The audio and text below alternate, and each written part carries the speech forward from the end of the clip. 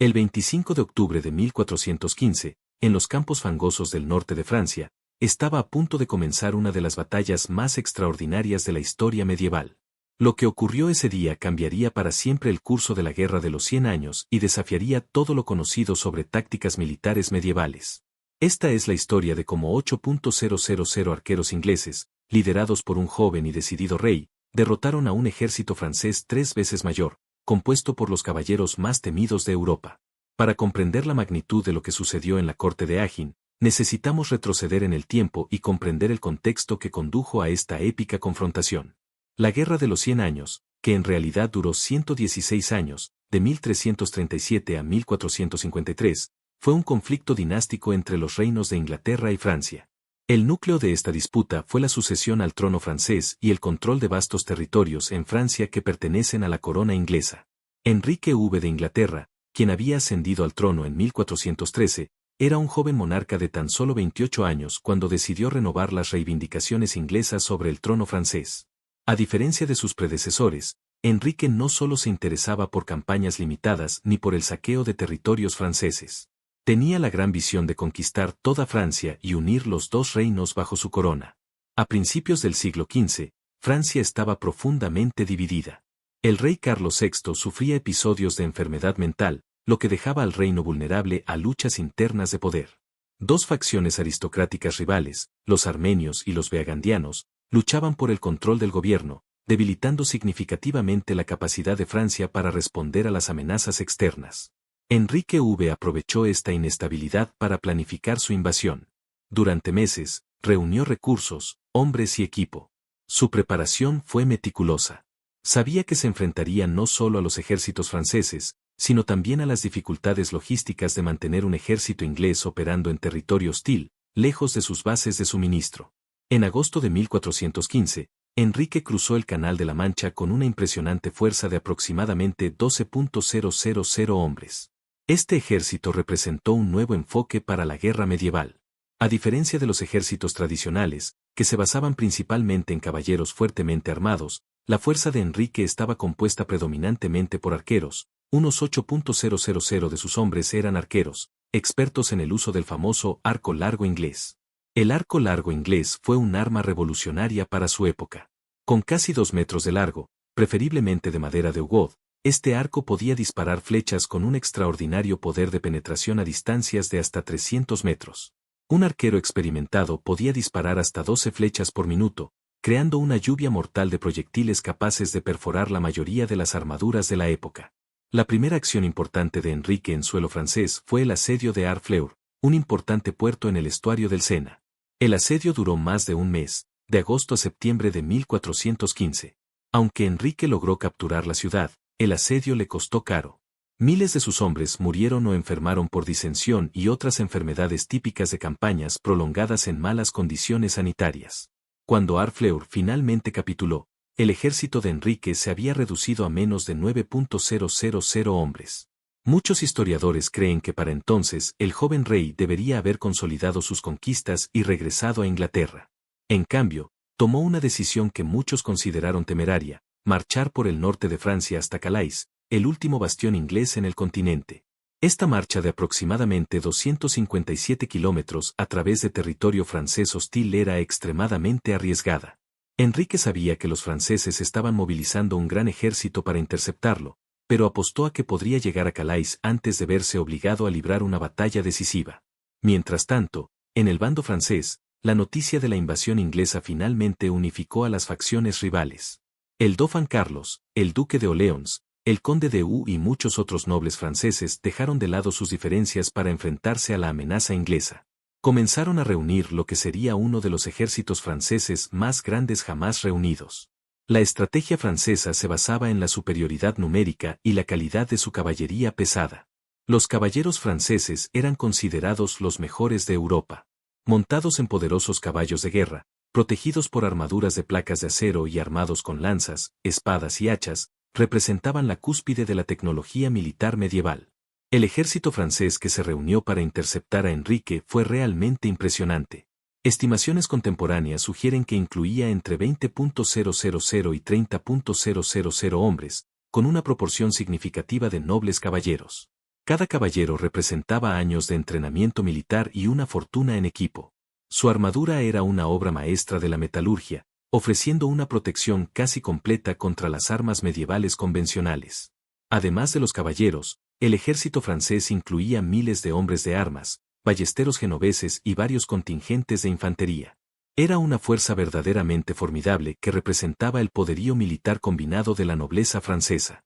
Cuando ambos ejércitos finalmente se encontraron cerca de la pequeña aldea de Agincourt el 24 de octubre de 1415, el contraste fue innegable. Del lado francés, relucientes filas de caballeros con armaduras pulidas, coloridos estandartes ondeando al viento y la confianza que emanaba de una abrumadora superioridad numérica. Del lado inglés, un ejército más pequeño y agotado, compuesto principalmente por plebeyos, armados con arcos de madera. Enrique sin embargo, no se desanimó. Había estudiado las victorias inglesas anteriores en Crécy y Poitiers, donde tácticas similares habían derrotado a ejércitos franceses numéricamente superiores. Sabía que el terreno, el momento oportuno y la táctica adecuada podrían compensar su desventaja numérica. La noche anterior a la batalla estuvo marcada por intensos preparativos por ambos bandos. Los franceses, confiados en su inminente victoria, dedicaron su tiempo a distribuir a los prisioneros ingleses que capturarían y a discutir los rescates que exigirían.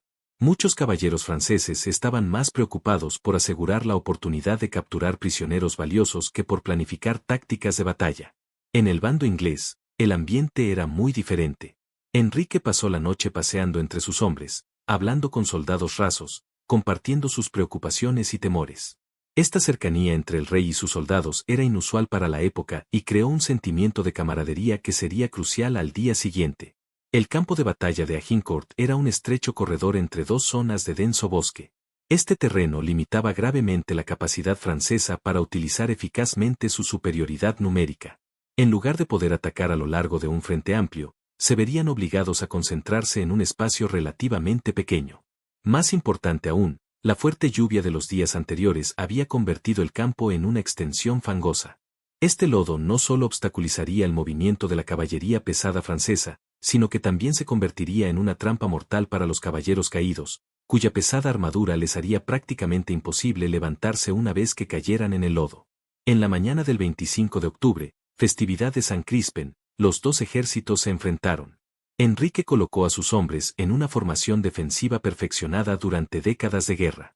Los arqueros se situaron en los flancos, protegidos por estacas puntiagudas clavadas en el suelo en ángulo para desalentar los ataques de la caballería.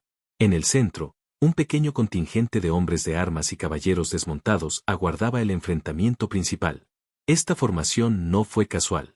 Fue el resultado de décadas de experiencia militar inglesa, perfeccionada a través de batallas anteriores y adaptada específicamente para maximizar la efectividad del arco largo inglés y minimizar las ventajas de la caballería pesada francesa. Los franceses, por su parte, se organizaron en 3 batallas principales, cada una compuesta principalmente por jinetes pesados. Su estrategia era simple: avanzar en oleadas sucesivas, aplastando la línea inglesa mediante la fuerza bruta y la superioridad numérica. Era una táctica que había funcionado innumerables veces a lo largo de los siglos, y no había motivos para creer que esta vez sería diferente. Lo que los franceses no previeron fue cómo las condiciones específicas del campo de batalla favorecerían drásticamente a los ingleses. La combinación de terreno estrecho, lodo profundo y la densidad de flechas que los arqueros ingleses podían producir crearía un escenario donde sus ventajas tradicionales se convertirían en desventajas fatales.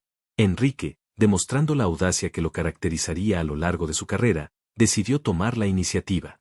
En lugar de esperar el ataque francés en una posición puramente defensiva, ordenó a su ejército avanzar hasta alcanzar un alcance efectivo para el arco largo. Esta maniobra colocó a los franceses en una posición imposible. Tendrían que atacar o retirarse. Y el orgullo de la caballería francesa hacía impensable la retirada.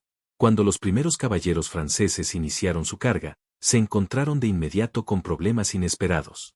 Sus caballos luchaban por ganar velocidad en el lodo profundo, convirtiendo lo que debería haber sido una carga devastadora en un avance lento y laborioso. Simultáneamente, los arqueros ingleses comenzaron a disparar.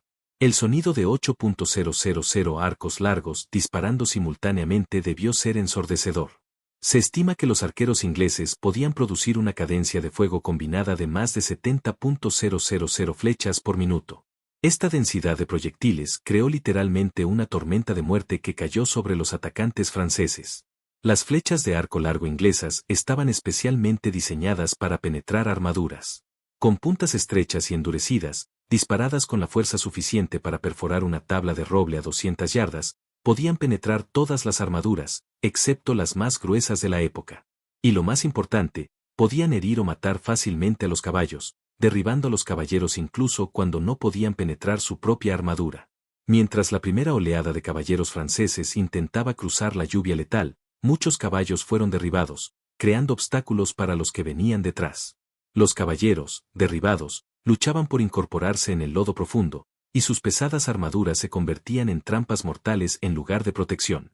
Quienes lograron alcanzar las líneas inglesas descubrieron que las estacas defensivas hacían casi imposible que la caballería atacara con eficacia. Los caballos, ya exhaustos por la difícil travesía a través del lodo, vacilaron ante las afiladas puntas, permitiendo a los arqueros continuar disparando a quemarropa. La segunda oleada francesa, al observar el destino de la primera, debería haber reconsiderado su estrategia. En cambio, motivados por el orgullo, el honor y la creencia de que una mayor fuerza resolvería el problema, atacaron con mayor determinación. El resultado fue aún más catastrófico. El lodo del campo de batalla estaba ahora mezclado con sangre y sembrado de cadáveres de hombres y caballos. Cada nueva oleada de atacantes franceses tenía que sortear esta creciente carnicería, lo que dificultaba aún más su avance y desorganizaba aún más sus formaciones. Enrique, al observar el éxito de sus tácticas, demostró otra faceta de su genio militar, la flexibilidad táctica. Al ver que los franceses se desorganizaban, ordenó a sus hombres de armas en el centro que avanzaran. Esta maniobra transformó lo que había sido una batalla defensiva en un ataque coordinado. Los soldados ingleses, envalentonados por su evidente éxito y liderados personalmente por su rey, avanzaron sobre los aturdidos y desorganizados franceses. Muchos caballeros franceses, atrapados en el barro y separados de sus caballos, no pudieron oponer una resistencia efectiva.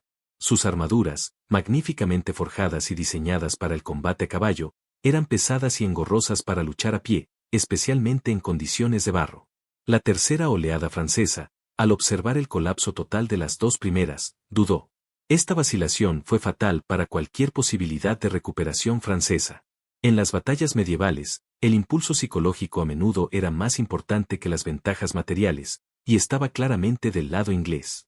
Algunos contingentes franceses intentaron atacar por los flancos, pero los arqueros ingleses, ahora con objetivos más cercanos y menos amenazados por la caballería, lograron concentrar su fuego con una precisión devastadora. Los grupos de caballeros franceses que lograron penetrar las líneas inglesas se encontraron aislados y rodeados, luchando desesperadamente contra un número superior de tropas en un terreno completamente a favor del oponente. Un momento crucial de la batalla llegó cuando Enrique recibió la noticia de que un nuevo ejército francés se acercaba por la retaguardia. En realidad, probablemente se trataba solo del convoy de bagajes francés, pero en el fragor de la batalla, parecía una amenaza real. Ante la perspectiva de tener que luchar en dos frentes, Enrique tomó una decisión controvertida que sería debatida por los historiadores durante siglos. Ordenó la ejecución de muchos de los prisioneros franceses capturados. Esta decisión, brutal para los estándares modernos, era tácticamente comprensible en el contexto medieval. Los prisioneros sin supervisión podían reagruparse y atacar por la retaguardia, y Enrique simplemente no contaba con suficientes hombres para supervisarlos adecuadamente mientras repelía un posible segundo ataque. Afortunadamente para todos los involucrados, la amenaza de la retaguardia resultó infundada. Pero la decisión de Enrique demostró la extrema presión bajo la que operaba y la desesperación de lo que, para los observadores contemporáneos, parecía una victoria imposible, convirtiéndose en realidad. A medida que transcurría el día, se hizo evidente que los franceses habían sufrido no solo una derrota táctica, sino una catastrófica. Miles de sus mejores caballeros yacían muertos en el campo fangoso. Muchos de los grandes nombres de la nobleza francesa habían perecido, incluyendo al conde de U, al duque de Alençon e innumerables otros que representaban siglos de tradición militar y poder político. Las pérdidas inglesas, en cambio, fueron mínimas. Estimaciones contemporáneas sugieren que murieron menos de 30 ingleses de alto rango, con pérdidas totales que probablemente no superaron los pocos cientos. Esta extraordinaria disparidad en las bajas convertiría la victoria de Agincourt en una de las más desproporcionadas de la historia militar. La victoria en Agincourt tuvo consecuencias que se extendieron mucho más allá del campo de batalla. Para Francia, representó no solo una derrota militar, sino una crisis existencial. La pérdida de tantos miembros de la nobleza creó un vacío de liderazgo que tardaría años en llenarse. Y lo que es más importante, demostró que las tácticas militares tradicionales francesas estaban obsoletas. Para Inglaterra, Aginor representó la validación de las tácticas que había desarrollado durante décadas. Más importante aún, consagró a Enrique V como uno de los grandes comandantes militares de su época y legitimó sus pretensiones al trono francés ante muchos observadores contemporáneos. La batalla también tuvo implicaciones más amplias para el desarrollo de la guerra medieval. Demostró de forma concluyente que la disciplina, las tácticas superiores y el uso eficaz de las nuevas tecnologías militares podían superar las ventajas tradicionales, como la superioridad numérica y el equipamiento individual superior. El arco largo inglés, en particular, resultó ser un arma verdaderamente revolucionaria. Su combinación de alcance, poder de penetración y alta cadencia de fuego volvió obsoletas las tácticas tradicionales de la caballería, al menos en ciertas circunstancias. Esta lección se aprendería y aplicaría en muchas batallas posteriores a lo largo de los 100 años de guerra. En los años posteriores a Aginor, Enrique aprovechó su victoria para asegurar el Tratado de Troyes en 1420, que lo reconoció como heredero al trono francés y regente de Francia durante la vida de Carlos VI b. También se casó con Catalina de Balbis, hija de Carlos, sellando la unión política que parecía prometer la unificación final de los reinos inglés y francés. Trágicamente para los planes de Enrique, murió prematuramente en 1422, solo 7 años después de una corte, víctima de la disensión durante otra campaña francesa. Su muerte dejó a su hijo Enrique V como heredero de ambos tronos, pero sin la fuerza política ni la capacidad militar de su padre para mantener el control inglés sobre Francia. El legado de Aginor, sin embargo, se extendió mucho más allá de las ramificaciones políticas inmediatas de la batalla. Se convirtió en un símbolo de la destreza militar inglesa y de la identidad nacional que persiste hasta nuestros días. La idea de que una pequeña fuerza decidida podía triunfar ante adversidades abrumadoras mediante tácticas superiores, disciplina y valentía individual se arraigó profundamente en la conciencia cultural inglesa. La batalla también puso de relieve la creciente importancia de los soldados rasos en la guerra medieval. Los arqueros ingleses de Aginor provenían principalmente de la clase imán, agricultores, artesanos y pequeños terratenientes que servían como soldados a tiempo parcial. Su victoria sobre los mejores caballeros de Europa demostró que la eficacia militar ya no dependía únicamente de la ascendencia aristocrática y el equipamiento costoso. Esta democratización del poder militar tuvo profundas implicaciones sociales. Comenzó a socavar la jerarquía feudal tradicional que había dominado la sociedad europea durante siglos. Si los hombres comunes con arcos podían derrotar a caballeros con armadura pesada, quizás también debían reconsiderarse las suposiciones tradicionales sobre el orden social y el poder político. Las implicaciones tecnológicas de Aginor también fueron significativas. Una batalla demostró que las armas de proyectiles, correctamente empleadas, podían dominar un campo de batalla medieval. Esta lección no pasó desapercibida para los innovadores militares, que comenzaron a experimentar con otras armas de proyectiles, incluidas las primeras armas de fuego. Décadas después de Aginor, los cañones y las armas de fuego portátiles comenzaron a aparecer en los campos de batalla europeos con creciente frecuencia. Si bien estas armas eran inicialmente menos fiables y precisas que los arcos largos, requerían mucho menos entrenamiento para su uso efectivo y se podían producir mucho más rápido que los arqueros expertos, quienes requerían años de práctica para dominarlas. Las tácticas que hicieron posible Aginor también influyeron en el pensamiento militar durante generaciones. La combinación de posicionamiento defensivo, colocación de obstáculos y fuego concentrado de proyectiles se ha convertido en el enfoque estándar para los ejércitos que se enfrentan a una superioridad numérica. Elementos de este sistema táctico se pueden ver en batallas que van desde los cuadros de pica suizos hasta las formaciones de tercia españolas. La literatura y el arte también se vieron profundamente influenciados por la batalla. Aginor se incorporó rápidamente a la cultura popular a través de crónicas, poemas y obras de teatro posteriores. Enrique V de William Shakespeare, escrito casi 2 siglos después, inmortalizó la batalla en la literatura inglesa y creó una imagen popular de Enrique V y su victoria que sigue influyendo en la percepción pública actual. El famoso discurso de Shakespeare sobre la banda de hermanos, aunque históricamente inexacto, captó algo importante sobre el espíritu que hizo posible Aginor. Un sentido de propósito compartido y dependencia mutua que trascendió las fronteras sociales tradicionales. Independientemente de si Enrique pronunció estas palabras, reflejaron un cambio real en las relaciones entre líderes y soldados, que adquirió una importancia creciente en la guerra moderna temprana. Las lecciones tácticas de Agincourt también tuvieron aplicaciones más amplias que trascendieron el contexto puramente militar. La batalla demostró la importancia de elegir un terreno favorable, concentrar la fuerza en puntos decisivos y mantener la disciplina bajo presión. Estos principios se convirtieron en fundamentales para el pensamiento estratégico en muchos campos más allá de la guerra. Los analistas militares modernos continúan estudiando a Agincourt para comprender mejor el liderazgo bajo presión, la innovación táctica y el uso eficaz de recursos limitados. La batalla ejemplifica cómo una planificación, un entrenamiento y una ejecución superiores pueden superar desventajas significativas en cuanto a materiales y número. La ubicación geográfica de la batalla también adquirió importancia histórica. El pequeño pueblo de Aginor, que dio nombre a la batalla, se convirtió en un lugar de peregrinación para los interesados en la historia militar. El propio campo de batalla, aunque significativamente alterado por siglos de agricultura, aún atrae a visitantes deseosos de comprender cómo fue posible una victoria tan improbable.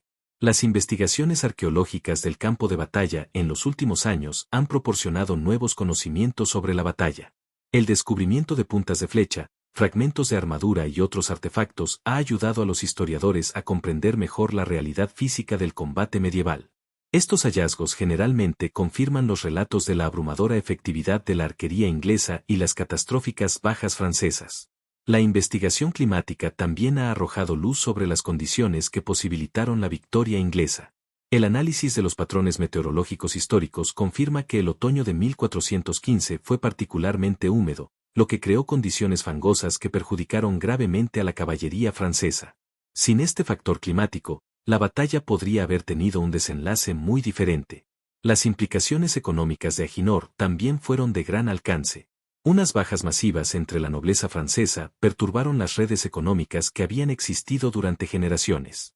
Muchas propiedades quedaron sin herederos, lo que dio lugar a complejas disputas sucesorias que tardaron décadas en resolverse. El coste del rescate de los prisioneros capturados durante la batalla también representó una importante transferencia de riqueza de Francia a Inglaterra. Para Inglaterra, una victoria proporcionó tanto beneficios económicos como desafíos. Si bien la riqueza capturada y el pago de impuestos ayudaron a financiar las operaciones militares continuas, el coste de mantener ejércitos en Francia se convirtió finalmente en una enorme carga para los recursos ingleses.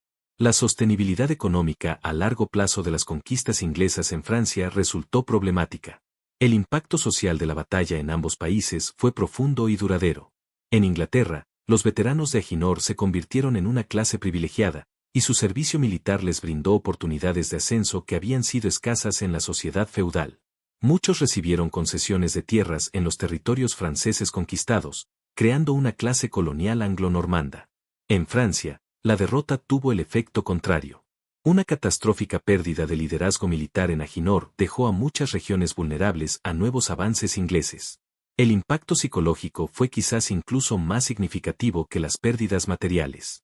El mito de la invencible caballería francesa se había desmoronado, obligando a reconsiderar radicalmente la doctrina militar y la identidad nacional. Las interpretaciones religiosas de la batalla también fueron significativas para los contemporáneos.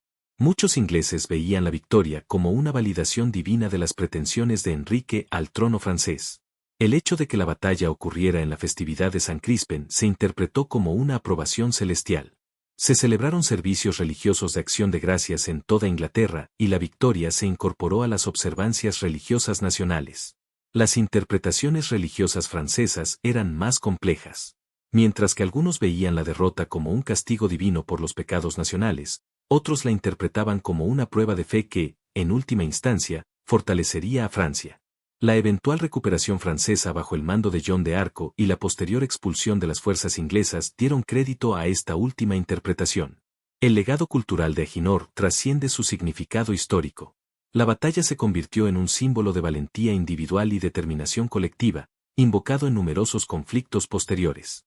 Durante la Segunda Guerra Mundial, por ejemplo, los líderes británicos solían referirse a Aginor al hablar de la resistencia ante la superioridad de las fuerzas alemanas. Este uso simbólico de la batalla a veces oscurecía su verdadero significado histórico. Las verdaderas lecciones de Aginor, la importancia de la preparación, el uso eficaz del terreno y la innovación táctica, a menudo se pasaban por alto en favor de narrativas más simples sobre la valentía que triunfa sobre la adversidad. Los programas de educación militar siguen utilizando la corte de agentes como caso práctico de liderazgo eficaz y planificación táctica. La batalla ilustra muchos principios que siguen siendo relevantes en la guerra moderna: la importancia de la recopilación de inteligencia, el valor de un entrenamiento superior y la necesidad de respuestas tácticas flexibles a las condiciones cambiantes del campo de batalla. El estudio académico de Aginor también ha evolucionado significativamente a lo largo de los siglos. Los primeros relatos a menudo estuvieron fuertemente influenciados por prejuicios nacionales y un acceso limitado a las fuentes originales. Los historiadores modernos tienen acceso a una gama mucho más amplia de fuentes primarias, incluyendo crónicas francesas, registros administrativos y evidencia arqueológica. Esta documentación ampliada ha proporcionado una comprensión más matizada de la batalla. En lugar de una simple historia de heroísmo inglés contra la incompetencia francesa, la investigación moderna revela una compleja interacción de factores, como el clima, el terreno, la innovación táctica y las decisiones de liderazgo, que contribuyeron a la inesperada victoria inglesa. El pensamiento estratégico contemporáneo también sigue encontrando relevancia en el ejemplo de Aginor. La batalla demuestra cómo las ventajas tecnológicas pueden verse anuladas por tácticas superiores y un mejor aprovechamiento de las condiciones del campo de batalla. Esta lección tiene aplicaciones en muchos contextos modernos donde la creencia popular sobre la superioridad militar se ha visto cuestionada por enfoques innovadores. La fascinación perdurable por una corte refleja su lugar único en la memoria histórica.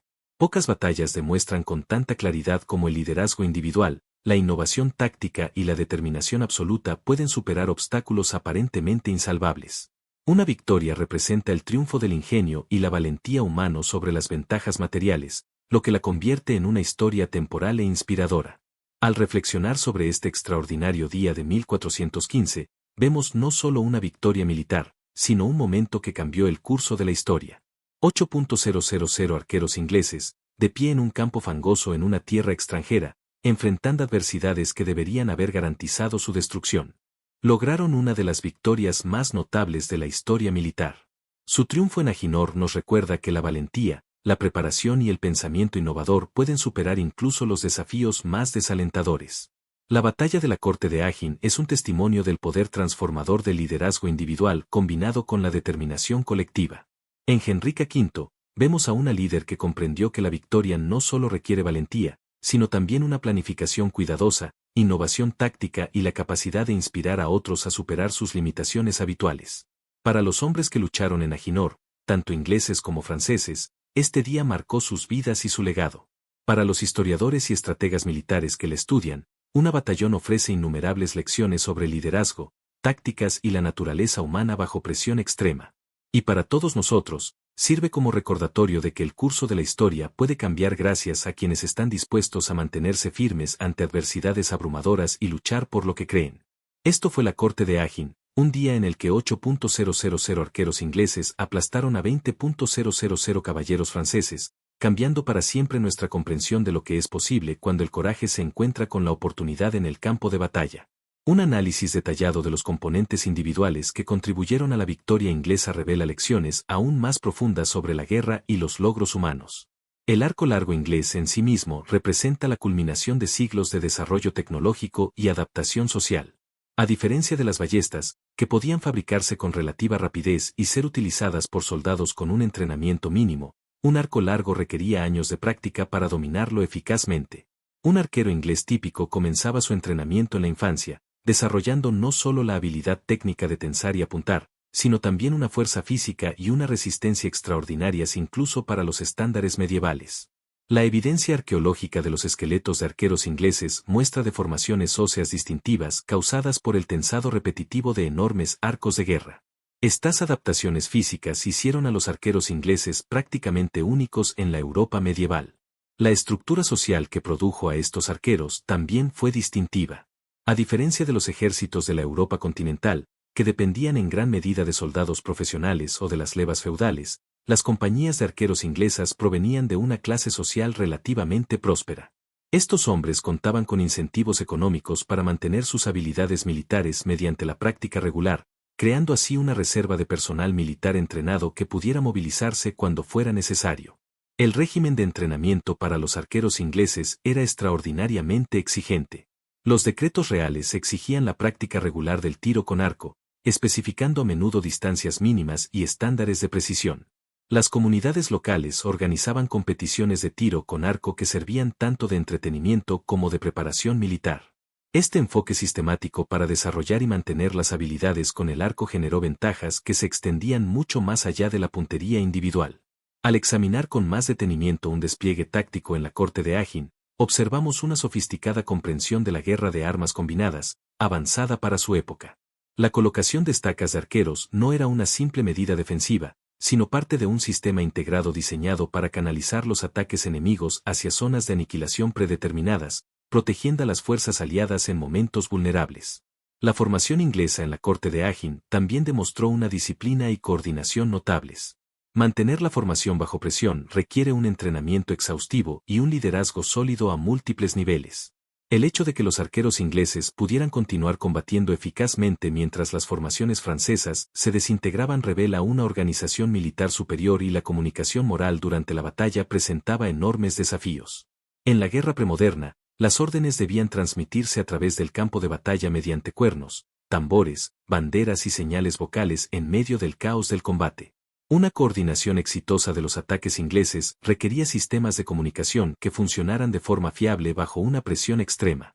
Esta capacidad organizativa era quizás tan importante como la habilidad individual con las armas. Los aspectos psicológicos de la corte de Agin también merecen una consideración más profunda. Para los caballeros franceses, la batalla representaba una colisión entre la cosmovisión tradicional y la dura realidad de la cambiante tecnología militar. Muchos habían sido criados para creer que el valor personal y un equipo superior garantizaban la victoria. La devastadora eficacia del tiro con arco inglés desafía las suposiciones fundamentales sobre el orden social y la jerarquía militar. Las respuestas tácticas francesas durante una batalla revelan un intento de adaptarse a circunstancias inesperadas, pero también demuestran las limitaciones del pensamiento militar tradicional. Cuando las cargas iniciales de caballería fracasaban, los comandantes franceses contaban con pocas estrategias alternativas. Su doctrina militar se basaba en la explotación de la acción de choque de la caballería. Y cuando ésta resultó ineficaz, carecían de flexibilidad para desarrollar enfoques alternativos con rapidez. La flexibilidad táctica inglesa, en contraste, demostró un enfoque más sofisticado para el mando en el campo de batalla. Enrique V mostró disposición a adaptar sus formaciones y objetivos a medida que cambiaban las circunstancias. Su decisión de avanzar con sus arqueros más cerca del enemigo, por ejemplo, mostró una toma de riesgos calculada basada en la evaluación de las condiciones del campo de batalla. Las condiciones climáticas durante una campaña que condujo a la corte de Agin tuvieron impactos más allá del simple barro del campo de batalla. La lluvia persistente durante marzo de Alfler había debilitado a ambos ejércitos, pero los afectó de manera diferente. El ejército inglés con equipo más ligero y una mayor dependencia del forrajeo fue más adaptable a las condiciones adversas que la fuerza francesa con mayores requisitos logísticos. El desgaste psicológico de ambos ejércitos durante las semanas previas a la batalla también influyó en el resultado final. Las fuerzas inglesas, a pesar de estar superadas en número y lejos de casa, tenían impulso de su exitosa marcha a través del territorio francés. Las fuerzas francesas, a pesar de la superioridad numérica, estaban bajo presión para lograr una victoria rápida para evitar nuevos avances ingleses. Los factores logísticos también desempeñaron un papel crucial en la campaña. El ejército inglés se había limitado a lo esencial, contando únicamente con armas, equipo básico y suministros mínimos. Esta movilidad les permitió mantenerse operativos, manteniendo a las fuerzas francesas reactivas en lugar de permitirles dictar los términos del enfrentamiento. La situación logística francesa era más compleja. Su ejército, más numeroso, requería una cadena de suministro más sustancial, lo que también generaba vulnerabilidades. La necesidad de coordinar los movimientos de múltiples contingentes de diferentes regiones ralentizó su tiempo de respuesta y complicó su planificación táctica. El contexto diplomático que rodeó a la corte de Agin tuvo un impacto significativo en cómo se libró e interpretó la batalla. La reivindicación de Enrique al trono francés no fue una simple aventura militar, sino que representó un serio desafío legal a la autoridad real francesa. Esta dimensión política influyó en la forma en que ambos bandos abordaron el conflicto. La respuesta francesa a la invasión inglesa tuvo que equilibrar la necesidad militar con consideraciones políticas. Debían demostrar su capacidad para defender el territorio francés, manteniendo al mismo tiempo la legitimidad de la autoridad real existente. Esta presión política contribuyó a su decisión de buscar una batalla decisiva en lugar de buscar estrategias alternativas. Los observadores internacionales observaban la corte con gran interés. El resultado influiría en los cálculos políticos de toda Europa. Otros gobernantes observaron cómo las nuevas tecnologías y tácticas militares afectaban las relaciones de poder tradicionales, extrayendo lecciones para su propia planificación militar. Las implicaciones económicas de la victoria inglesa se extendieron mucho más allá del campo de batalla inmediato. Resultados: el control de los territorios franceses proporcionó acceso a la riqueza agrícola, las rutas comerciales y los ingresos fiscales que podían financiar las operaciones militares continuas. Estos beneficios económicos hicieron que la prolongada ocupación inglesa fuera financieramente viable, al menos temporalmente.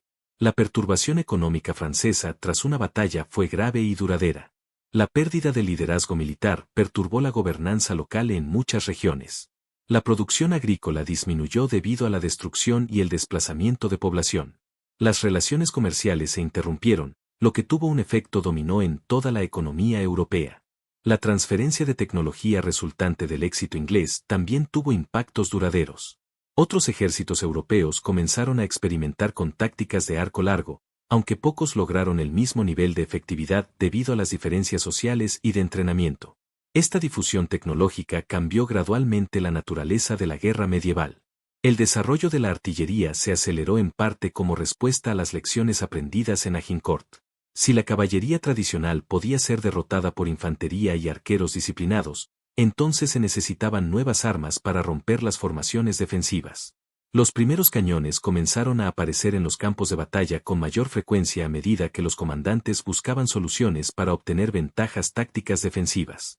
El diseño de las fortificaciones también evolucionó en respuesta a los cambios tecnológicos militares.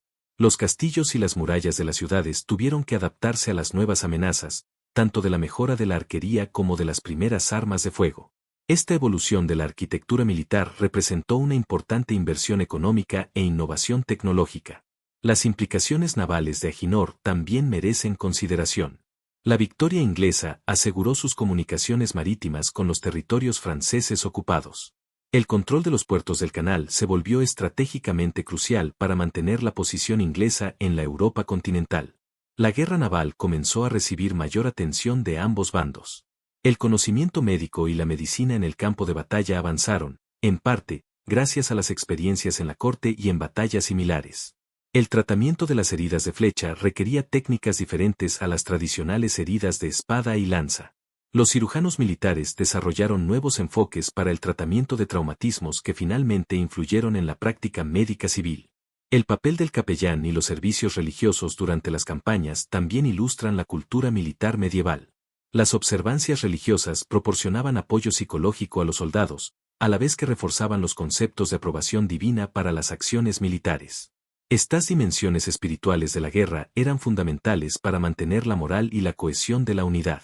Los sistemas de justicia militar también evolucionaron durante este periodo. Mantener la disciplina en ejércitos que operaban lejos de casa requería mecanismos de aplicación eficaces. Las leyes de guerra que regulaban el trato a prisioneros y civiles se sistematizaron a medida que las campañas militares se volvían más extensas y complejas. La recopilación de inteligencia y las capacidades de reconocimiento fueron cruciales para el éxito inglés. Comprender el número y las intenciones de los movimientos franceses permitió a los comandantes ingleses tomar decisiones tácticas informadas. El desarrollo de los sistemas de inteligencia militar representó un avance importante en la sofisticación de la guerra. La comunicación con la base también presentó desafíos para ambos ejércitos. Mantener el apoyo político durante largas campañas militares requería informes regulares y esfuerzos de propaganda. La opinión pública en ambos países influyó en las decisiones políticas sobre la continuación o el cese de las operaciones militares. También se desarrolló un marco legal en torno a la guerra. Durante este periodo, las cuestiones sobre la autoridad legítima para la acción militar, el trato a los territorios conquistados y los derechos de la población civil se volvieron más complejas a medida que las campañas militares se volvían más ambiciosas y extensas. El intercambio cultural, aunque limitado durante las hostilidades activas, se produjo a pesar de todo. Los soldados ingleses que operaban en territorio francés se encontraron con diferentes costumbres, idiomas y tecnologías. Estas interacciones, aunque a menudo hostiles, contribuyeron a un mayor desarrollo cultural europeo. La evidencia documental de la campaña de Aginor proporciona una perspectiva notable de la organización militar medieval. Los registros de pagos, los inventarios de equipo y los documentos administrativos revelan información detallada sobre cómo se formaban, abastecían y mantenían los ejércitos. Esta evidencia burocrática complementa los relatos de los cronistas arqueológicos. Las investigaciones en el campo de batalla continúan aportando nueva información sobre el combate medieval. El análisis de fragmentos de armas, restos óseos y la composición del suelo proporciona datos empíricos que, en ocasiones, contradicen o confirman los relatos históricos. Este enfoque científico de la historia medieval representa un importante avance metodológico. El impacto ambiental de las grandes operaciones militares también fue significativo. Los ejércitos que consumían los recursos alimentarios locales, talaban los bosques para obtener combustible y para la construcción, y perturbaban las actividades agrícolas tuvieron efectos duraderos en el paisaje. Estas consecuencias ecológicas de la guerra a menudo se pasan por alto en las historias militares tradicionales. Las variaciones regionales en la organización y las tácticas militares también se hacen evidentes al examinar Aginor en un contexto más amplio. Distintas zonas de Francia poseían tradiciones y capacidades militares distintas. Comprender estas diferencias regionales ayuda a explicar las respuestas francesas a la invasión inglesa. Las consecuencias de la corte de Agen también revelan cómo las victorias militares se traducen en control político. La conquista fue solo el primer paso para establecer una autoridad duradera sobre el territorio. Los administradores ingleses tuvieron que desarrollar sistemas para gobernar a las poblaciones francesas, que a menudo eran hostiles al dominio extranjero. Los movimientos de resistencia también se desarrollaron en respuesta a la ocupación inglesa. Estas primeras formas de guerra de guerrillas demostraron cómo la población civil podía continuar la oposición incluso después de una derrota militar formal. Dichas actividades de resistencia influyeron en la forma en que las fuerzas de ocupación asignaron recursos y estructuraron sus sistemas de control. Las consecuencias a largo plazo de la intervención inglesa en Francia trascendieron con creces las consideraciones militares. El intercambio cultural, a pesar de las hostilidades, contribuyó al desarrollo de ambas sociedades. Las influencias lingüísticas, los estilos artísticos y las innovaciones tecnológicas trascendieron las fronteras nacionales incluso durante periodos de guerra activa. Las alianzas matrimoniales, que buscaban consolidar las relaciones políticas establecidas mediante la conquista militar, también tuvieron repercusiones duraderas. Los matrimonios entre la nobleza inglesa y francesa crearon complejas relaciones de lealtad que influyeron en el desarrollo político durante generaciones. La integración económica de los territorios ocupados con los sistemas económicos ingleses también presentó desafíos y oportunidades. Las relaciones comerciales, los sistemas monetarios y el derecho mercantil tuvieron que adaptarse para adaptarse a los cambios políticos derivados de la conquista militar. Las instituciones educativas también se vieron afectadas por los cambios políticos posteriores a Aginor. Universidades, monasterios y escuelas tuvieron que adaptarse a las nuevas autoridades políticas, manteniendo al mismo tiempo sus funciones académicas y religiosas. Estas adaptaciones influyeron en el desarrollo intelectual de ambos países. La integración de los sistemas jurídicos presentó desafíos particularmente complejos. El derecho consuetudinario francés tuvo que conciliarse con las prácticas administrativas inglesas. Estas adaptaciones legales crearon sistemas híbridos que influyeron en el desarrollo de la jurisprudencia en ambas jurisdicciones. Las instituciones religiosas también tuvieron que adaptarse a las cambiantes circunstancias políticas. Las autoridades eclesiásticas tuvieron que mantener sus funciones espirituales, al tiempo que se adaptaban a los nuevos poderes temporales. Estas adaptaciones religiosas en ocasiones crearon tensiones entre las prácticas locales y las lealtades institucionales más amplias. Las producciones artísticas y literarias de este periodo reflejaron las convulsiones militares y políticas.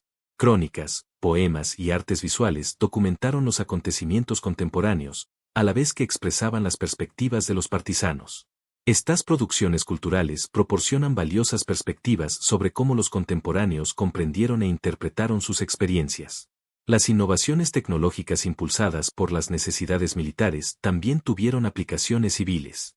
Las mejoras en metalurgia, ingeniería y transporte, desarrolladas con fines militares, a menudo encontraron usos pacíficos. Esta transferencia de tecnología del sector militar al civil contribuyó a un desarrollo económico más amplio. Las innovaciones agrícolas también fueron resultado de las disrupciones causadas por las campañas militares. Los agricultores tuvieron que adaptarse a la escasez de mano de obra, las perturbaciones del mercado y las amenazas a la seguridad. Estas adaptaciones, en ocasiones, condujeron a técnicas mejoradas que incrementaron la productividad agrícola a largo plazo. El desarrollo urbano también se vio influenciado por consideraciones militares. Las ciudades tuvieron que reforzar sus fortificaciones, a la vez que acomodaban a poblaciones más grandes que buscaban seguridad. Estos desafíos urbanísticos estimularon innovaciones en las técnicas de construcción y la administración municipal. El avance de la tecnología marítima también se aceleró durante este periodo. La necesidad de un transporte fiable entre Inglaterra y los territorios franceses ocupados impulsó mejoras en el diseño naval y las técnicas de navegación. Estas innovaciones marítimas tuvieron un impacto duradero en la exploración y el comercio europeos. La capacidad manufacturera también se expandió para satisfacer las demandas militares.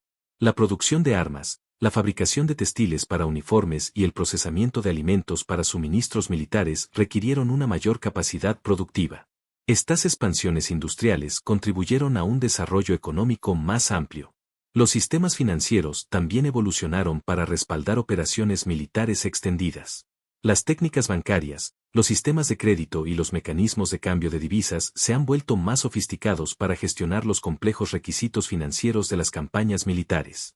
Estas innovaciones financieras influyeron en el desarrollo comercial de toda Europa. Al concluir este extenso análisis de Aginor y sus implicaciones más amplias, observamos que esta batalla representó mucho más que un simple encuentro militar entre dos ejércitos. Fue un momento decisivo que aceleró los cambios ya en marcha en la sociedad, la política y la tecnología europeas. La victoria de 8.000 arqueros ingleses sobre 20.000 caballeros franceses simboliza una transformación más amplia de la guerra medieval a la moderna. Pero también representa la capacidad humana de innovación, adaptación y superación bajo presión. Estas cualidades atemporales garantizan que Aginor siga siendo relevante e inspiradora siglos después de que las flechas dejaran de volar en aquel campo fangoso del norte de Francia. Las lecciones aprendidas en la corte de Agin sobre liderazgo, flexibilidad táctica, adaptación tecnológica y eficacia organizacional siguen resonando en muchos ámbitos más allá de los militares. Nos recuerdan que el éxito a menudo no llega a quienes poseen los mayores recursos, sino a quienes los utilizan con mayor inteligencia y eficacia. Esta visión fundamental sobre los logros humanos garantiza que la batalla de Aginor seguirá fascinando e instruyendo a las generaciones futuras que buscan comprender cómo la gente común puede lograr cosas extraordinarias cuando las circunstancias exigen su máximo esfuerzo. Al reflexionar sobre los extraordinarios acontecimientos que tuvieron lugar ese día, 25 de octubre de 1415, en los campos de Aginor, inevitablemente nos vemos obligados a considerar la dimensión espiritual y divina de esta batalla que cambió el curso de la historia. Para los hombres y mujeres de aquella época, la presencia e intervención del Todopoderoso en los asuntos humanos no era una mera posibilidad, sino una certeza fundamental que guiaba sus vidas y su comprensión del mundo. El propio rey Enrique V, al despertar la mañana de la batalla, no buscó únicamente en sus tácticas militares ni en el coraje de sus hombres la fuente de su confianza. Se dirigió en oración a Dios, reconociendo que la victoria no dependía de la fuerza humana, sino de la voluntad divina. Esta actitud de humildad ante el Creador, a pesar de ser un rey poderoso, demuestra la profunda fe que caracterizaba a los líderes verdaderamente sabios de aquella época. Las Sagradas Escrituras nos enseñan que el corazón del rey está en la mano del Señor como ríos de agua. Él lo dirige a su antojo. En Enrique, vemos a un líder que comprendió esta verdad fundamental. Su meticulosa preparación para la campaña, su atención a los detalles tácticos y su preocupación por el bienestar de sus soldados fueron expresiones de su responsabilidad ante Dios como gobernante. La fecha de la batalla, coincidiendo con el día de San Crispen, no pasó desapercibida para los contemporáneos como una manifestación de la divina providencia. Para una sociedad profundamente cristiana, tal coincidencia temporal se consideraba una clara señal de que el Señor había decidido bendecir la causa inglesa. Esta interpretación no era superstición, sino reflejo de una cosmovisión en la que lo sagrado y lo temporal estaban íntimamente entrelazados. El mismo curso de la batalla parecía desafiar toda expectativa humana razonable. ¿Cómo podemos explicar, utilizando solo criterios militares, que 8.000 hombres pudieran derrotar a 20.000? ¿Cómo podemos entender que soldados cansados, lejos de casa y superados en número 3-1, lograran una victoria tan completa? Para los hombres de aquella época, la respuesta era clara: esto es obra del Señor y es maravilloso a nuestros ojos. La lluvia que convirtió el campo de batalla en una extensión fangosa, favoreciendo drásticamente las tácticas inglesas, fue vista por sus contemporáneos como una intervención divina directa. El Señor Dios, quien controla los elementos y gobierna toda la creación, había preparado el campo de batalla según su voluntad soberana. Esto no fue casualidad, sino providencia. Las oraciones que se elevaron de ambos bandos antes de la batalla nos recuerdan una verdad solemne. El Señor Dios escucha todas las oraciones, pero responde según su infinita sabiduría y sus propósitos eternos. La victoria fue concedida no solo a quienes oraron con más fervor, sino a aquellos cuyos corazones estaban alineados con el designio de Dios para ese momento de la historia. Enrique V, en su preparación espiritual para la batalla, demostró una profunda comprensión de que, a menos que el Señor proteja la ciudad, el centinela vela en vano. Su confianza no residía principalmente en sus arqueros, por hábiles que fueran, ni en sus tácticas, por astutas que fueran, sino en el Dios de sus padres, el Dios de Abraham, Isaac y Jacob. La misericordia divina también se manifestó al salvar la vida de tantos soldados ingleses. Si bien miles de franceses perecieron ese día, las bajas inglesas fueron extraordinariamente bajas. Esta disparidad no puede atribuirse únicamente a la superioridad táctica, sino que debe reconocerse como una manifestación de la gracia preservadora del Todopoderoso. El comportamiento de los soldados ingleses durante y después de la batalla también reflejó los valores cristianos que se habían cultivado en sus comunidades. La disciplina, la obediencia a las órdenes y el cuidado mutuo demostrados por los arqueros ingleses fueron fruto de una educación moral basada en las enseñanzas bíblicas sobre el amor al prójimo y la responsabilidad comunitaria. La gratitud expresada por Enrique y sus hombres tras la victoria también demuestra un justo reconocimiento de la verdadera fuente de su triunfo. No se jactaron de su propia fuerza o habilidad, sino que dieron gloria a Dios en las alturas, reconociendo que de Él, por Él y para Él, son todas las cosas. Para nosotros, al observar estos acontecimientos desde la perspectiva de siglos posteriores, Aginor sirve como un poderoso recordatorio de que Dios el Señor permanece activo en la historia humana.